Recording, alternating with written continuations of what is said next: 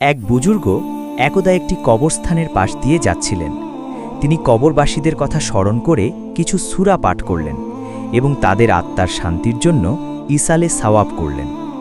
সেদিন রাতে তিনি এক বিস্ময়কর স্বপ্ন দেখলেন কবরস্থানের সব মৃত ব্যক্তি এক জায়গায় জড়ো হয়ে আছেন। হঠাৎ আকাশ থেকে এক ব্যক্তি একটি বড় নূরের পুঁটলি নিয়ে নিচে নামলেন।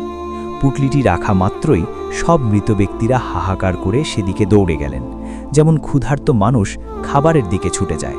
প্রত্যেকেই সেখান থেকে নিজের ভাগ নেওয়ার জন্য চেষ্টা করছে। কিন্তু বুজুর্গ লক্ষ্য করলেন একজন বৃদ্ধ লোক একপাশে খুব শান্ত হয়ে বসে আছেন। তিনি অন্যদের মতো সেই পুঁটলির দিকে দৌড়াদৌড়ি করছেন না। বুজুর্গ কৌতূহলী হয়ে বৃদ্ধ লোকটিকে জিজ্ঞেস করলেন, সবাই নিজের ভাগের জন্য দৌড়াচ্ছে, আপনি কেন বসে আছেন? আপনার কি সওয়াবের প্রয়োজন নেই? বৃদ্ধ মুচকি হেসে বললেন, প্রয়োজন তো অবশ্যই আছে বাবা, কিন্তু আলহামদুলিল্লাহ আমার একজন কলিজার টুকরো সন্তান আছে।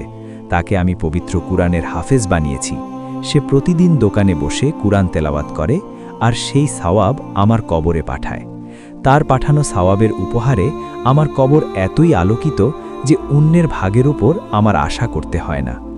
পরদিন সকালে বুজুর্গ সেই নির্দিষ্ট ঠিকানায় গেলেন। গিয়ে দেখলেন সত্যি এক যুবক দোকানে বসে আছে। যখনই কোনো ক্রেতা থাকছে না, সে অমনি পবিত্র কুরআন তেলাওয়াত শুরু করে দিচ্ছে।